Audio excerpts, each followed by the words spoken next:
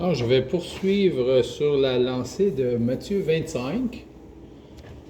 Et pour ceux qui pourraient se poser la question, comment ça se fait que on n'entend pas des enseignements comme ça dans notre assemblée, comme des enseignements sur Matthieu 25, qui, selon moi, est le plus important chapitre d'enseignement dans le livre de Matthieu. C'est le chapitre 25. Et pourquoi le chapitre 25 est le plus important? Bien, tout simplement parce que c'est le dernier chapitre avant la crucifixion de Jésus dans son enseignement. Après le chapitre 25, Jésus n'a plus enseigné en tant que tel. Il n'y a plus de paraboles, parce que le chapitre 26, c'est quand Jésus s'est fait arrêter. Et son jugement, Ponce Pilate, les Sanhédrins, tout le kit, jusqu'à sa crucifixion au chapitre 28. Alors 26, 27, 28 et la résurrection, naturellement, chapitre 28. Donc, le chapitre 25 étant, selon moi, le chapitre le plus important. Je vais mettre ça en pause. Plus important des enseignements de Jésus, presque dans le Nouveau Testament. Et c'est les derniers enseignements de l'homme le plus important qui a marché sur la terre avant de mourir. Les dernières paroles d'un homme avant de mourir. Quand on dit, ça c'est ses dernières paroles, c'est les paroles les plus importantes qu'il y a. Et dans le cas ici, c'est les paroles de Jésus. Le Maître, l'homme, Dieu fait homme, le Fils de Dieu. Alors, est-ce qu'on ne doit pas prendre attention à ces paroles? Est-ce qu'on ne doit pas s'attarder à ce chapitre qui renferme des enseignements qui ont une portée éternelle? Éternelle. Et je pourrais vous mentionner qu'il y a 3 paraboles dans le chapitre 25 de Matthieu qui ont tous les 3 des portées éternelles, c'est-à-dire des conséquences sur la vie éternelle. Mais ça, ce sera pour un autre enseignement. Je vais revenir à Matthieu 25, chapitre 30 à 45, le bouc et les brebis. Et vous allez peut-être vous poser la question, pourquoi on n'enseigne pas ces choses-là dans les églises? Pourquoi on n'enseigne pas ces grands principes dans les églises, ces grands enseignements-là de notre Seigneur dans les églises? Vous avez entendu des enseignements sur le bouc et les brebis récemment? Probablement pas. Moi, ça fait quoi? 10 ans que j'en parle. Mais il n'y a personne qui écoute. Pourtant, c'est les paroles de notre Seigneur, ces derniers enseignements avant la crucifixion. Alors, pourquoi on ne parle pas de ces choses-là dans les églises? Parce que les églises sont à l'image de notre société. C'est-à-dire qu'ils s'attardent aux choses temporaires et négligent les choses éternelles. Moi, ce que je remarque dans les églises, c'est qu'on parle de notre vie temporaire. Comment améliorer notre vie temporaire? Comment avoir plus de confort, plus de bien-être? Comment être mieux dans cette vie, dans ce monde? C'est bien beau, là, ce monde. Mais ce monde passera. Et je pense qu'on enseigne de façon aussi dans les églises traditionnelles, que ce soit surtout évangéliques, là, parce que c'est eux que je connais, on enseigne comme quoi que la vie éternelle, le paradis, ça, c'est dans la poche. C'est dans la poche, ça, on n'a pas à se soucier de ça, là, ça c'est réglé. Ça a été réglé à la croix, nous sommes sauvés, c'est réglé. Il n'y a rien à faire. On a juste à enjoy the ride, comme on dit. Relax, vis ta vie. La vie éternelle, c'est dans la poche. Et ça, c'est une des plus grandes erreurs de l'Église évangélique.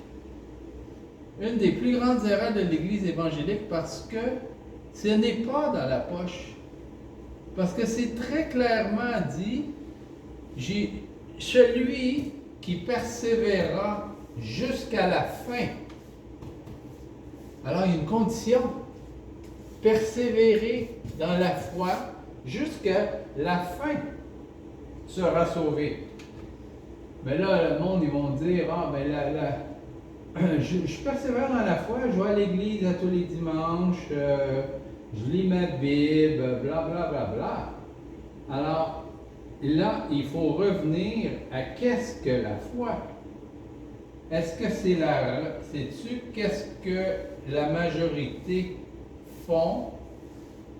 C'est-à-dire lire la Bible, aller à l'église tous les dimanches? Ou est-ce qu'il y a d'autres choses? Moi, je pense qu'il y a d'autres choses. Parce que Matthieu 25, 32 à 45, et c'est probablement pourquoi on n'en parle pas dans les églises, ne mentionne pas que ce sont ceux qui vont à l'église, qui lisent leur Bible, ni même qui croient en Dieu, qui iront au paradis. Ce sont ceux qui pratiquent la compassion, ceux qui exercent la compassion envers les pauvres, les malades, les misérables de ce monde.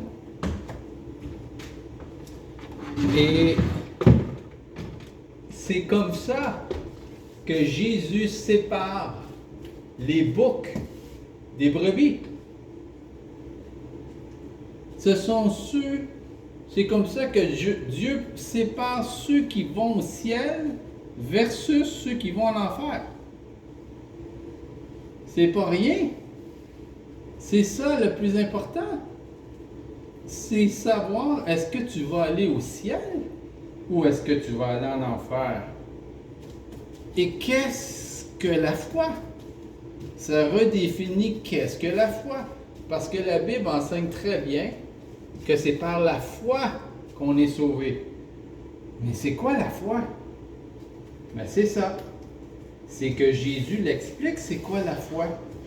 La foi, et Jacques n'en parle, n'est pas une croyance.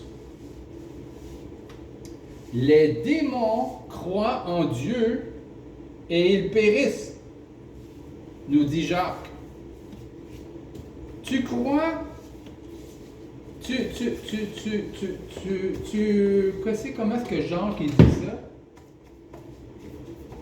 Tu crois tu as la foi sans les œuvres et tu crois être sauvé? Eh bien, moi, j'ai la foi par mes œuvres. Je démontre ma foi par mes œuvres. Et sans les œuvres, nul ne sera sauvé. C'est ça, la réalité de la foi. Et ceux qui s'appuient sur Éphésiens 2:8 pour dire « Car c'est par la grâce qu'on est sauvé par le moyen de la foi, et cela ne vient pas de nous, c'est par Dieu, ce n'est point par les œuvres, afin que personne ne se glorifie. » Eh bien, je vous invite à lire le verset tout de suite après, tout de suite après, le verset 10, que tous négligent, ceux qui s'appuient sur Éphésiens 2, 2, 8 et 9. Ce n'est point par les œuvres afin que personne ne se glorifie. Je vous invite à lire le verset 10. Et le verset 10 nous dit, car nous sommes son ouvrage, ok, ayant été créés en Dieu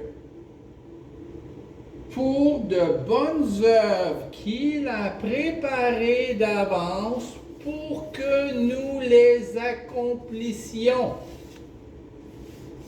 Car nous sommes son ouvrage, ayant été créés en Dieu ou en Christ pour de bonnes œuvres que Dieu a préparées. Dieu a préparé des œuvres d'avance pour qu'on les accomplisse. On est ici pour accomplir des œuvres que Dieu a préparées pour nous. On n'est pas sauvé par les œuvres. On est sauvé pour des œuvres. On est sauvé pour accomplir la volonté de Dieu sur terre. Les œuvres de Dieu. La compassion envers ceux qui sont dans le besoin. Ceux qui ont besoin d'aide psychologique, de l'aide physique, de l'aide émotionnelle, de l'aide, toutes sortes d'aide. On est là pour aider les autres. À moins qu'on soit dans la situation d'avoir besoin d'aide. Tu vois, dans Matthieu 25, il y a ceux qui sont dans le besoin et il y a ceux qui sont dans une situation où ils pourraient aider ceux qui sont dans le besoin. Alors si tu es dans le besoin, Dieu ne te demande pas d'aider ceux qui sont dans le besoin puisque tu es dans le besoin. Mais si tu n'es pas dans le besoin et que tu es dans une situation, une position où tu peux aider, c'est là qui est la différence. Tu vois? Alors, dans Matthieu 25, il y a ceux qui sont dans le besoin et il y a ceux qui sont dans une position pour aider ceux qui sont dans le besoin. Et parmi ceux qui sont dans une position pour aider ceux qui sont dans le besoin, il y a ceux qui aident et ceux qui n'aident pas. Et c'est ça. Il y a 3 catégories de gens. Il y a ceux dans le besoin, il y a ceux qui peuvent aider et il y a ceux qui aident. Et parmi ceux qui sont dans une position pour aider, seuls ceux qui aident, seuls ceux qui apportent un soutien, seuls ceux qui accomplissent les œuvres que Dieu a préparées d'avance pour eux, seront sauvés. C'est assez simple. Alors, pour ceux qui sont assis sur leur steak, comme on dit en canadien québécois, et qui attendent l'autobus du paradis et qui ne font absolument rien pour Dieu, eh bien, j'ai une très mauvaise nouvelle pour vous. Vous aurez peut-être une très mauvaise surprise lors de la venue de notre Seigneur. Très mauvaise surprise.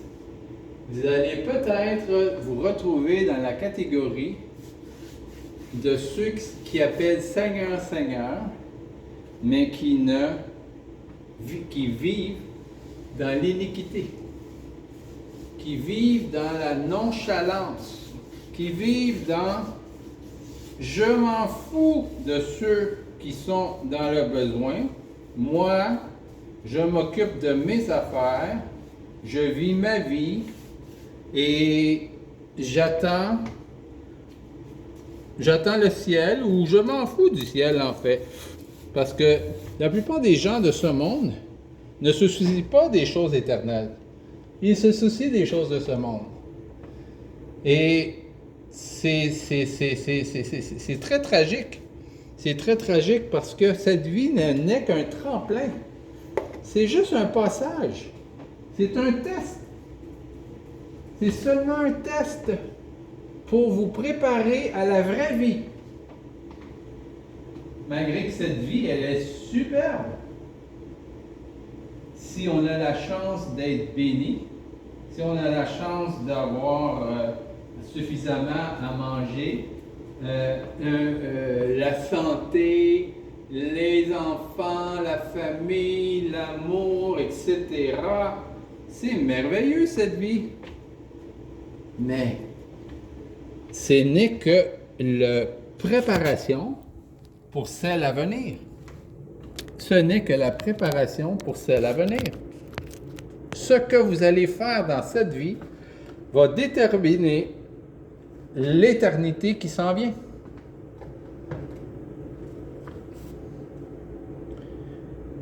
À la prochaine.